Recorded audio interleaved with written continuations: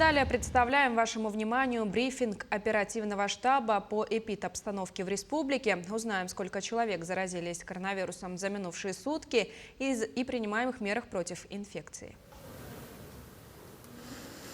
Ольга Валерьевна, приветствуем. Какова эпидемиологическая ситуация в республике на сегодняшний день? Добрый день, уважаемые жители Республики Саха-Якутия. По данным Управления Роспотребнадзора, в последние сутки госпитализировано 68 человек с диагнозом новая коронавирусная инфекция. Это 7,5% от общего количества выявленных случаев. За сутки выявлен 901 случай. А за сутки 24,4% новых случаев заболеваний зарегистрировано в городе Якутске. В районах республики зарегистрировано 75,6% случаев. Соответственно, сегодня мы говорим об определенного рода снижении заболеваний в Якутске достаточно стабильном. И тем не менее в районах есть у нас случаи тогда, когда появляются и коллективные заболевания. И, соответственно, это дает и высокий уровень госпитализации в районах республики. Говоря о госпитализациях в республике, необходимо обратить внимание на то, что в стационарах получают помощь 7,7% больных, в амбулаторных условиях 92,3%. За сутки выздоровело 743 человека. Необходимо обратить внимание, что у многих из тех, кто находится сегодня в стационарах, достаточно тяжело протекает заболевание. В связи с этим необходимо четко понимать, что соблюдение санитарных норм, вакцинация и, соответственно, определенного рода настороженность от новой коронавирусной инфекции, она должна присутствовать у граждан нашей республики. Количество заболевших действительно в 4,2 раза меньше пиковых значений начала февраля. Также отмечено снижение заболеваний среди детей и подростков в 3,1 раза. Число госпитализаций пациентов за неделю у нас уменьшилось на 13%. Но еще раз акцентирую внимание, обращаю внимание, что госпитализация у нас реально достаточно тяжелая, и врачам достаточно сложно сегодня работать с особенно невакцинированными гражданами. В городе Якутске к плановой работе возвращаются поликлиники, возобновлены диспансеризация, профилактические медицинские осмотры. Оказывается плановая медицинская помощь в стационарах, не перепрофилированных для приема с новой коронавирусной инфекцией. Необходимо обратить внимание, что по приказам Министерства спорта и Министерства культуры учреждения культуры и спорта начинают возвращаться к проведению мероприятий культуры с 50% наполнения зала, спорта пока без зрителей, но с соблюдением QR-кодирования при соответствующем проходе в зал. Вообще, в целом, необходимо обратить внимание, что вакцинацию у нас первым компонентом в республике прошло 592 686 человек. Ревакцинацию, количество лиц, от которых должны пройти ревакцинацию, 59,1%. Остаются низкими темпами вакцинации в Нерюнгринском, Мегино-Кангаласском, Маймиконском и в городе Якутске. Еще раз обращаю внимание на то, что лучше пройти вакцинацию и ревакцинацию в сроки, установленные календарем прививок, чем переболев, получить последствия заболевания. Кроме того, это способствует устойчивому иммунитету. За сутки единым колл-центром республики продолжают обрабатываться входящие звонки. Их, конечно, значительно они уменьшились, но до сих пор количество входящих звонков составляет на колл-центре 1756. То же количество операторов, 50 операторов, продолжают работать. Врачами дистанционного аудиоконсультирования проведено 299 аудиоконсультаций. А в целом, что касается исследований, то в связи с тем, что на новую коронавирусную инфекцию теперь не тестируются контактные лица, но и большинство из них уже либо переболевшие, либо имеют вакцинацию, то у нас количество исследований за последние сутки составило 1504 исследования, но необходимо обратить внимание, что количество исследований будет наращиваться. У нас на настоящий момент свободно, мы уменьшаем коечный фонд, соответственно, пойдем и на уменьшение коечного фонда, в том числе и путем освобождения общежитий Северо-Восточного федерального университета. Сегодня, исходя из коечного фонда, 2362 койки, 30% находятся, соответственно, свободными. Волонтерами за сутки отработано 42 заявки, и за сутки задействовано было в работе в целом 14 волонтеров для работы по требованиям граждан. Спасибо. Это Это был брифинг по эпидобстановке в Якутии, ну а мы идем далее и переходим к выпуску новостей. И вот его основные темы. 5 человек погибли в ДТП в Чурапчинском районе Якутии. Глава республики Айсан Николаев с рабочим визитом посетил Якутскую офтальмологическую больницу. Социальная газификация в регионе будет продолжена. В прошлом году было подключено 300 домов. Прокуратура Чурапчинского района организовала проверку по факту дорожно-транспортного происшествия, в результате которого погибли 5 граждан, также есть пострадавшие. Авария произошла на 174-м километре федеральной автомобильной дороги Колыма.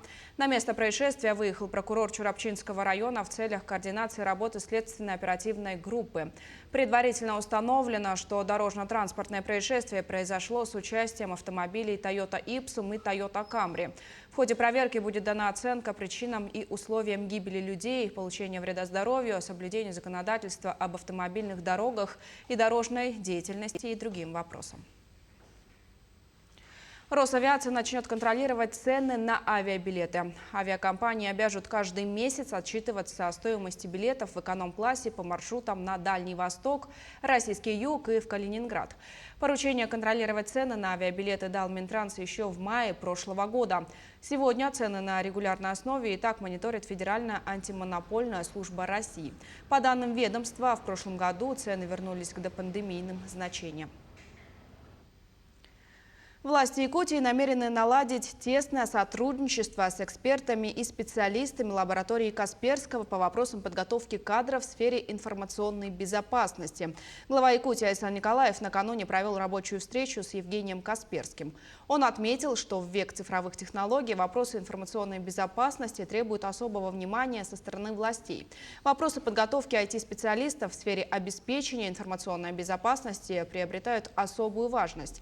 Евгений Касперский выразил готовность к сотрудничеству с республикой в сфере подготовки кадров, а именно к запуску учебно-образовательных программ и курсов по подготовке специалистов по кибербезопасности на базе Северо-Восточного федерального университета или технопарка Якутия.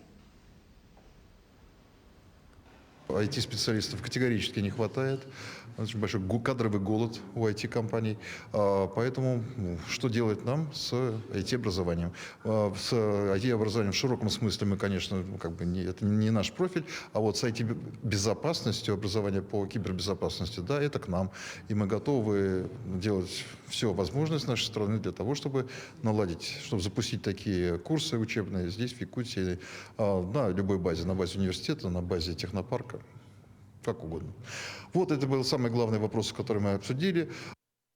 Обновленный стационар, отремонтированные помещения и четкая разработка маршрутизации пациентов.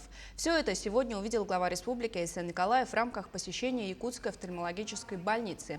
Еще в сентябре прошлого года он дал ряд поручений по обновлению и проведению в порядок материально-технической базы учреждения.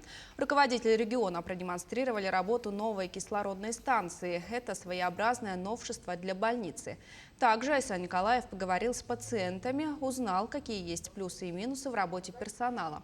Посетители, в свою очередь, отметили высокий уровень обслуживания в медучреждении. На сегодняшний день, конечно, мы видим уже совершенно другую офтальмологическую больницу. Мы видим практически апгрейд этой больницы. Когда проходим по стационару, по операционным, мы видим, насколько это уже современная клиника, которая отвечает всем потребностям нашего времени. Ярмарка вакансий учебных мест в рамках проекта «Пуск» проходит в Горном Улусе. Участие в мероприятии приняло более 40 человек. На платформе Zoom прошла ярмарка вакансий рабочих мест в организациях Горного Улуса с участием 9 организаций, представивших более 40 вакансий.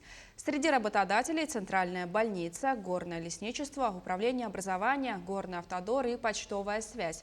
По итогам ярмарки на вакантные места направлено более 15 человек, а окончательные итоги будут известны в конце февраля текущего года.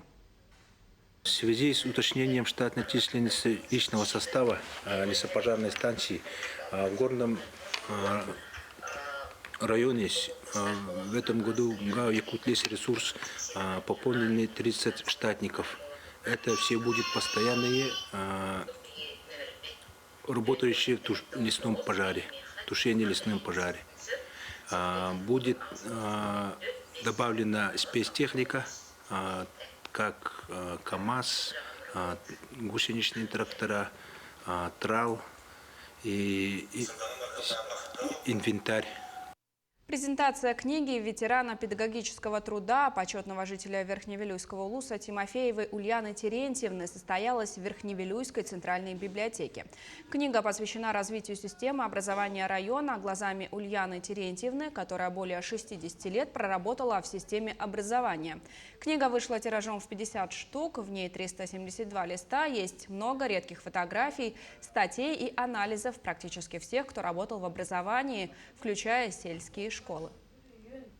То есть книга является энциклопедическим. Тут нужно сказать, книга посвящена каждому работнику, каждому ветерану системы образования, именно работающих в школах и детских садах. То есть книга охватывает широкий спектр системы образования. Глава республики поручил запланировать работы по созданию Международного центра масс-рестлинга в Якутске, а также Академии масс-рестлинга на базе СФУ для подготовки тренеров и спортсменов. Мероприятия будут включены в дорожную карту мероприятий по включению масс-рестлинга в программу Олимпийских игр. На сегодняшний день якутским национальным видом спорта занимаются более 32 тысяч человек, более чем в 50 странах мира, из них свыше 16 тысяч в России. В состав Международной федерации масс-рестлинга входят 52 национальные федерации. 10 медалей завоевали спортсмены из Якутии на Кубке страны и всероссийских соревнованиях по легкой атлетике среди лиц с поражением опорно-двигательного аппарата, которые проходили в Саранске. Лучшие результаты показали Виктория Петрова и Аял Сивцев. В толкании ядра они завоевали золотые медали. Саргалан Семенов отличился серебряной наградой в прыжках в длину и бронзовой в беге на 60 метров. Дмитрий Усов поднялся на третью ступень пьедестала в беге на 3000 метров. Православные верующие почитают 22 февраля память мученика Никифора из Антиохии Сирской. На Руси этот день называли лаптевым и соблюдали ряд норм и запретов. Было принято заниматься плетением лаптей и починкой обуви. Также крестьяне начинали готовиться к работам в поле. Приближалась весна, а вместе с ней посевная. Категорически запрещалось в этот день лениться и праздно проводить время. Хорошая подготовка к посевной гарантировала богатый урожай. Поэтому подходить к этому занятию нужно было особо тщательно. Также в этот день занимались наведением порядка в доме и другими бытовыми делами. Оставайтесь на Якутии 24, не переключайтесь.